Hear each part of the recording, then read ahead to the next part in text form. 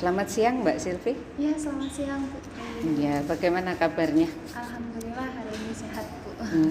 Terima kasih sudah hadir di sini ini untuk pertemuan kita yang kedua dalam rangka konseling ini ya. Saya akan sedikit mereview tentang pembicaraan kita yang pertama kemarin dalam konseling yang pertama, bahwa Mbak Silvi bercerita memiliki hubungan dengan pacar Mbak Silvi selama 5 tahun ini, dan sang pacar sering mengekang, tidak banyak memberi ruang kebebasan pada Mbak Silvi. Mbak Silvi sering tidak boleh melakukan apa-apa, sehingga di situ Mbak Silvi merasa bingung dan akhirnya juga berperilaku mudah berbohong karena menutupi apa yang dilakukan oleh Mbak Silvi. Seperti itu. Oke. Bagaimana perkembangan masalah Mbak Silvi sampai saat ini? Kalau sampai sekarang itu masih sama sih Bu. Jadi pacar saya tuh masih sering ngekang saya, masih melarang-larang saya kayak gitu Bu. Masih sering ya, kalau kemana-mana masih harus dianterin, diikutin kayak gitu. Baik, jadi Mbak Silvi masih merasa terkekang, tidak bebas melakukan apa-apa yang diinginkan. Betul seperti itu? Iya Ibu. Bisa Anda ceritakan lebih lanjut selama menjalani hubungan seperti ini, apa yang dirasakan oleh Mbak Silvi dengan kondisi pacaran seperti ini? Gimana ya Bu, ya saya tuh ya bingung gitu, terus ya sedih juga. Soalnya kan saya juga kadang pengen main gitu, pengen kenal sama orang gitu ya Bu ya. Tapi ya dengan sikap dia yang terus-terusan megang saya, jadi ya mau nggak mau saya jadi yang lebih sedih gitu sih Bu. Jadi Mbak Silvi merasa bingung dan sedih ya. Iya. Dalam kondisi sedih dan bingung ini, apa yang biasanya Mbak Silvi lakukan? Kalau misalkan kalau udah kayak gitu ya paling saya cuma diem sih Bu. Sekarang lebih sering di rumah aja, terus lebih ya jadi kurang bergaul aja sih. Jadi jarang ketemu sama temen kayak gitu. Ya cenderung nggak punya temen malah kalau sekarang. Ya.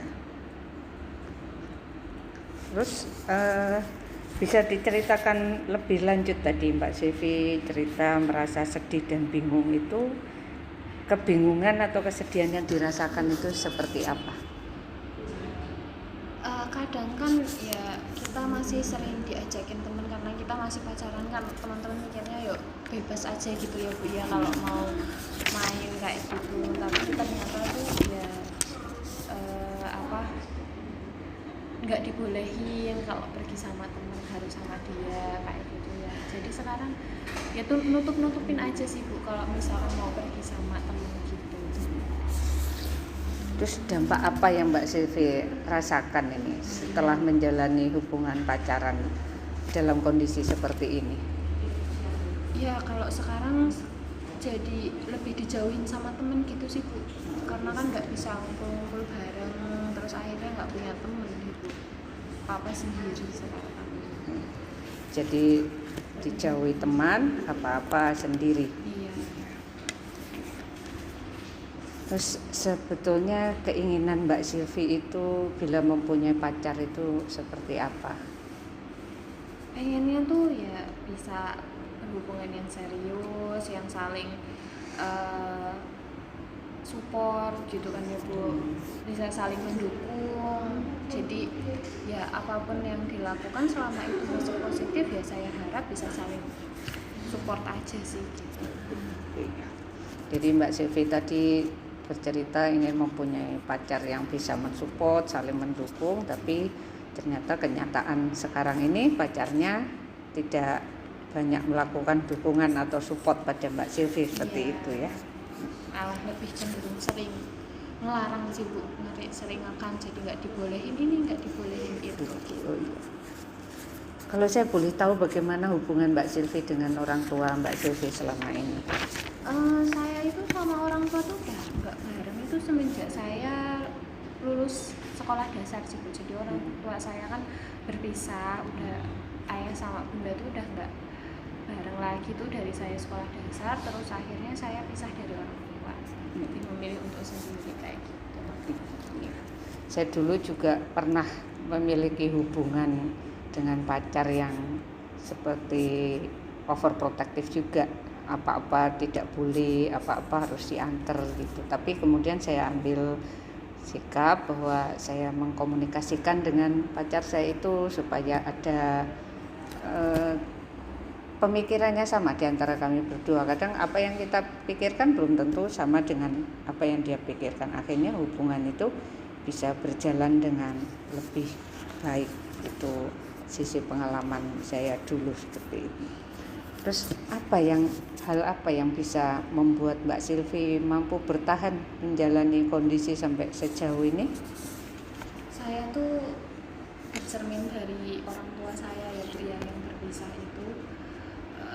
Saya sih berharapnya jangan sampai kayak gitu, dengan ya selama ini saya hidup sendiri juga gitu kan, dengan adanya dia kan saya merasa lebih bahagia juga selama ini sendiri, sekarang udah ada pasangan kayak gitu kan ya, berharapnya bisa terus langgeng kayak gitu, biar saya ngerasain gimana sedihnya waktu orang tua saya pisah. Masa iya saya harus ngulangi lagi, harus berpisah juga gitu. Jadi bercermin dari kisah masa lalu orang tuanya sudah bercerai itu, sehingga membuat Mbak Silvi ingin tetap bertahan dalam hubungan ini. Seperti itu. Terus perubahan apa yang Mbak Silvi inginkan dalam kehidupan Mbak Silvi ini? Kalau saya sih pengen lebih bebas gitu ya Bu ya, jadi saling support gitu.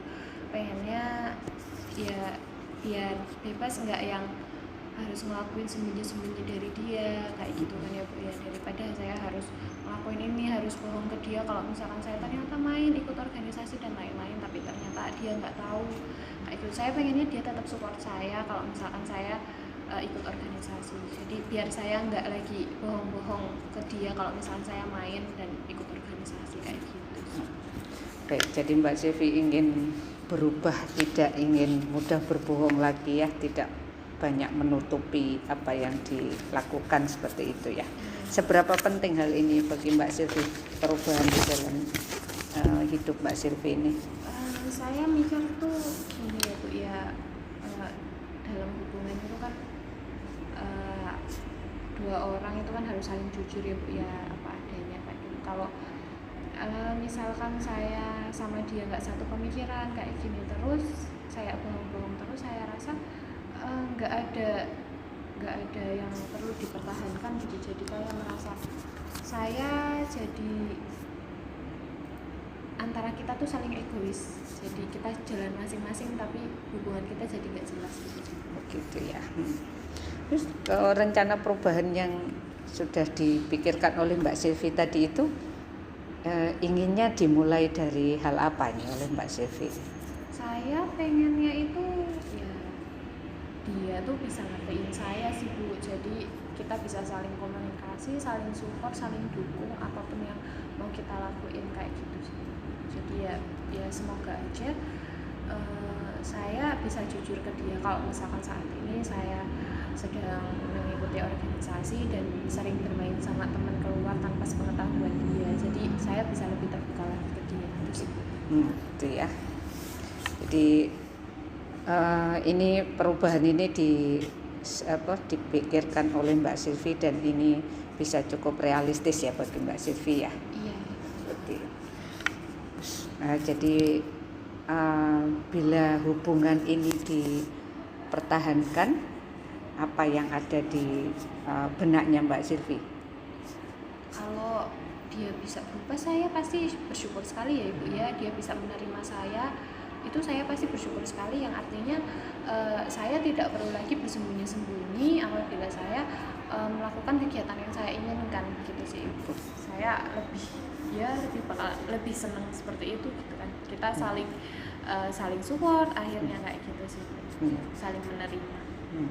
Bila ada pilihan yang negatif dari misalnya perubahan ini bisa dicapai atau tidak dicapai, itu apa di dalam konsekuensi hubungan ini?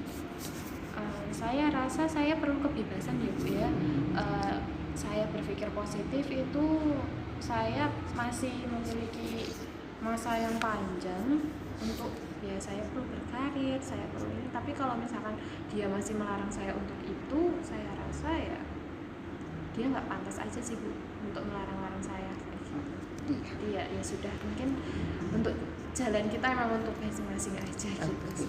Jadi kalaupun sisi negatifnya ini jalan, memilih jalan masing-masing seperti itu. Ya, saya harap dia bisa memahamin saya sih Bu, biar bisa saling support gitu. Kalau saya boleh tahu bagian mana ini dari proses konseling ini yang paling berkesan nih buat Mbak Silvi? Buat saya yang paling berkesan itu ya harapan saya untuk bisa menjalin hubungan yang lebih serius gitu sih Bu. Ya perubahan dari saya untuk dia ke depannya gitu sih. Untuk saling menghargai dan menghargai. Baik, saya akan menyimpulkan dari pembicaraan kita pada sesi konseling yang kedua ini bahwa Mbak Silvi itu punya pacar yang sering mengekang, overprotective, tidak banyak memberi kebebasan pada Mbak Silvi, sehingga Mbak Silvi merasa bingung dan sedih ya seperti itu. Dan Mbak Silvi jadi berperilaku mudah berbohong karena menutupi apa yang dikerjakan oleh Mbak Silvi seperti itu ya.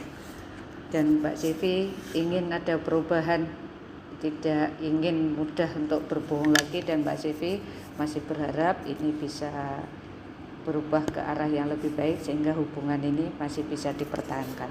Seperti itu? Ya, itu. Baik, nanti semoga kita bisa bertemu dalam sesi konseling selanjutnya, dan nanti saya harapkan sudah ada perubahan positif yang terjadi pada hubungan Anda berdua. Terima kasih, sampai bertemu Mbak Silvi. Selamat siang.